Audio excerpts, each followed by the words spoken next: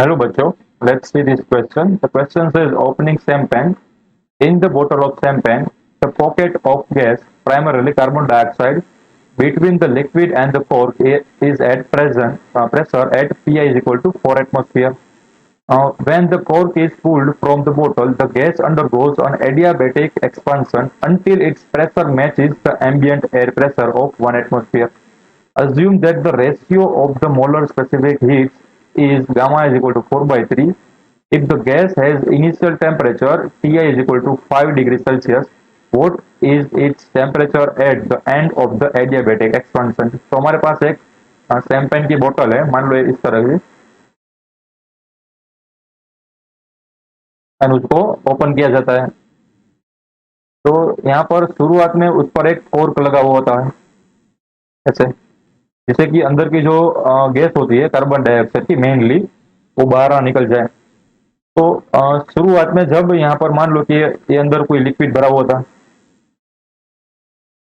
And यहाँ पर थे उसके जो कार्बन डाइऑक्साइड के बुलबुले, ठीक है, यहाँ पर गैस भरा हुआ है। तो अब क्या है कि इनिशियली यहाँ पर प्रेशर बन रहा था, वो बन रहा था 4 एटीएम, एंड इस कंडीशन में जो ये गैस था कार्बन डाइऑक्साइड, उसका टेम्परेचर हमें गिवन है 5 डिग्री सेल्सियस, ठीक है। चिल्ड थी, यानी कि ठंडी थी, ठंडी बोतल थी।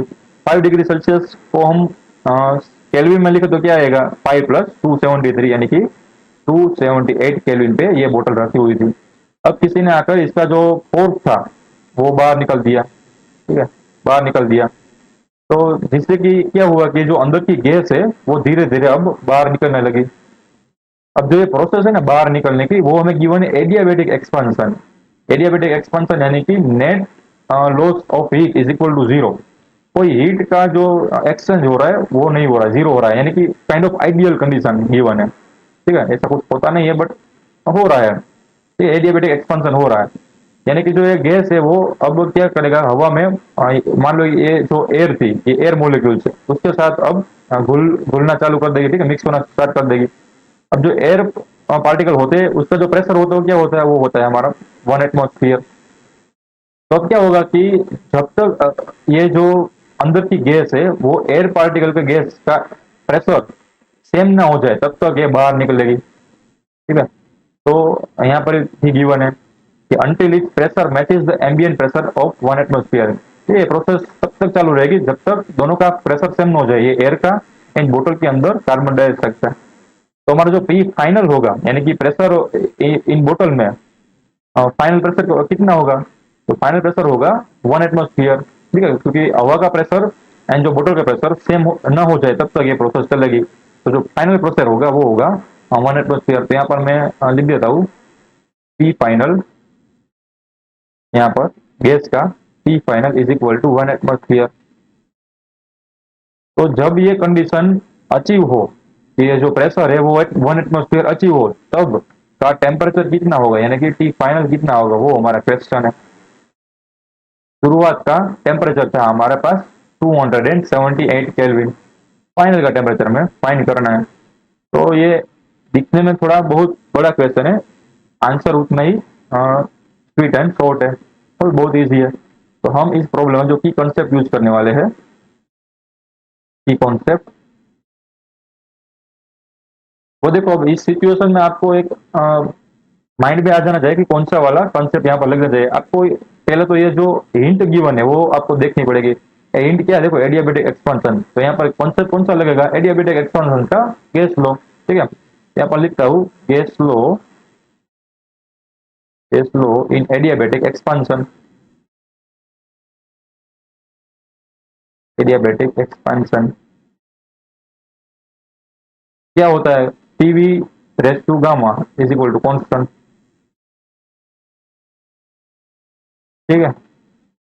अब हमारे पास दूसरा कॉन्सेप्ट जो भी बेसिक कॉन्सेप्ट है वो भी हम यहाँ पर लिख देते हैं, क्यों, क्योंकि देखो ये जो P V raise to gamma is equal to constant है, वो पी एंड वी का रिलेशन दिखाता है, बट हमें जो इन्फॉर्मेशन गिवन है ना वो पी एंड टी की है। देखो यहाँ पर ये वाली इन्फॉर्मेशन डेटा देखो, यहाँ पर वॉल्यूम का कहीं भी जिक्र नहीं हुआ है, तो हमें यहाँ पर कहीं ना कहीं टेम्परेचर की भी रिक्वायरमेंट होगी। तो यहाँ पर हमें टेम्परेचर को एंट्री करवानी पड़ेगी। कैसे करवाएंगे, तो हमारे पास है ना आइडियल गैस लो, ठीक है ना, उससे हम क्या करेंगे, उसकी हेल्प से PV raise to gamma is equal to constant को थोड़ा मॉडिफाई करेंगे। तो सेकंड कंसेप्ट लगेगा वो होगा आइडियल गैस लॉ। कैसे गिवन होता है, PV is equal to NRT. तो इसका यूज करके हम ये वाले इक्वेशन को मॉडिफाई करेंगे। ठीक है, तो ये दो कॉन्सेप्ट लगेंगे। ये था हमारा पहला वाला, यहाँ पर लिख देता हूँ फर्स्ट। तो वापस से यहाँ पर लिखते हैं P V raise to gamma is equal to constant. तो अब हमें पी एंड टी के बीच का रिलेशन चाहिए। तो हमें पता है, we know that P V is equal to NRT. तो यहाँ से मैं क्या करूंगा कि अगर वी नहीं चाहिए तो वी को एलिमिनेट करने के लिए वी इज इक्वल टू क्या करना पड़ेगा, वी की वैल्यू पुट कर दो। तो इसको इस इक्वेशन में पुट कर दो, तो हमारे पास क्या मिलेगा, P N R T by P all raise to gamma is equal to constant. अब क्या करूंगा कि अब जो पावर है उसको सॉल्यूशन कर दूंगा। ठीक है, अलग अलग दे दूंगा, पहले तो पावर को सबको अलग अलग दे दूंगा। तो यहाँ पर बचेगा पी एंड डिनोमिनेटर बचेगा P raise to gamma times. अब मल्टीप्लीकेशन में पी है तो मैं किसी को भी डिनोमिनेटर में पी को जाना दूंगा। यहाँ पर आएगा N R raise to gamma, and यहाँ पर बचेगा T raise to gamma is equal to constant. अब जो ये चीज है ना वो भी कॉन्स्टेंट है, तो यहाँ पर लिख देता हूँ कॉन्स्टेंट। क्योंकि कांस्टेंट के ऊपर कितना भी पावर लगा दो वो भी कांस्टेंट ही रहेगा। तो इसको मैं इसके डिनोमिनेटर में जाने दूंगा। ठीक है, यहाँ पर मैं ऐसे लिख देता हूँ। तो क्या होगा, constant divided by constant, another constant, और कुछ नहीं। तो यहाँ पर होगा पी। अब देखो यहाँ पर जो पी है उसकी पावर 1 है एंड डिनोमिनेटर में पी रेस टू गामा है। तो यहाँ पर क्या आएगा, गामा ऊपर जाके माइनस हो जाएगा एंड पावर में ऐड हो जाएगा। तो इसकी जो पी की पावर होगी वो होगी P raise to 1 minus gamma times T raise to gamma is equal to constant. तो ये हमारा जो इक्वेशन था वो मॉडिफाई हो गया। देखो ये था P V raise to gamma is equal to constant. अब बन गया पी और raise to 1 minus gamma T raise to gamma is equal to constant. दोनों इक्वेशन सेम ही है, सिर्फ जो वेरिएबल थे वो चेंज हो गए, और कुछ नहीं। जैसे हमारे क्वेश्चन में डेटा गिवन होता है ना, वैसा ही हमारा इक्वेशन बनना चाहिए। एक याद रखना। ठीक है, उसी तरह से हमें इक्वेशन हमारे पास जैसे होते हैं ना उसको मॉडिफाई करना आपको आना चाहिए। ठीक है, तो अब मैं initial state and final state के बारे में कंपेयर कर सकता हूँ। तो हमारे पास जो यहाँ पर लिख सकता हूँ, P initial 1 minus gamma T raise to gamma is equal to P final 1 minus gamma T final gamma. अब हमें चाहिए टी फाइनल की वैल्यू। ठीक है, तो मैं पहले तो क्या करता हूँ कि टी फाइनल टेम्परेचर को अलग लिखता हूँ एंड प्रेशर को भी अलग लिखता हूँ। तो यहाँ पर मुझे बचेगा P I upon P F raise to 1 minus gamma is equal to T F upon T I raise to gamma. अब दोनों साइड मैं 1 अपॉन गामा की पावर ले लूंगा। ठीक है, 1 अपॉन पावर जो ये 1 अपॉन गामा की पावर है वो ले लूंगा। तो यहाँ पर मुझे बचेगा P I upon P F 1 minus gamma upon gamma बच जाएगा is equal to T I upon T I. यहाँ पर बचेगा गामा डिवाइडेड बाय गामा। ठीक है ना, ये हम जैसे स्क्वायर रूट लेते हैं वैसे ही लिया मैंने, गामा का रूट लिया और कुछ नहीं, जिससे कि ये गामा गामा कैंसिल हो जाए। तो यहाँ पर बचेगा, मैं यहाँ पर लिख देता हूँ 1, या फिर कुछ नहीं। ठीक है, तो हमारे पास यहाँ से टी एफ कैसे कैसे निकल गया, देखो T F is equal to निकल के आया, T F is equal to क्या आया, T F is equal to P I upon P F, P I upon P F raise to 1 minus gamma divided by gamma, 1 minus gamma divided by gamma into T initial. अब हमें सबकी value given है तो यहाँ पर put कर देंगे। P initial कितनी वैल्यू गिवन थी, पी इनिशियल की वैल्यू थी 4 एटमॉस्फेयर। तो यानी कि 4 times 1.01 times 10 raise to 5 pascal. ठीक है, पी फाइनल की वैल्यू क्या हो रही है, 1 एटमॉस्फेयर, यानी कि 1 times 1.01 into 10 raise to 5 pascal. Atmosphere को पास्कल में कन्वर्ट किया और कुछ नहीं। 1 माइनस गामा, गामा की वैल्यू हमें कुछ गिवन थी 4/3, यहाँ पर लिखते हैं 4/3 divided by 4/3 times T initial कितना था 278, यस 278। तो यहाँ पर आएगा T final is equal to क्या बचा, अब देखो यहाँ से ये सारा चीज कैंसिल हो गया। मैं अलग पेन से डिनोट करता हूँ कैंसल चीज को,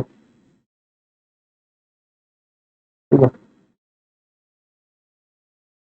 ये जो जीरो था ये पास्कल में था, तो यहाँ से मैं ये जो चीजें है वो कैंसिल आउट हो गई। अब ब्रैकेट में बचा 4, तो 4 टू द पावर क्या बची, इसको मैं एलसीएम लूंगा, ठीक है। 3 यहाँ पर आएगा एंड हम पावर को थोड़ा सिंप्लीफाई करेंगे और कुछ नहीं।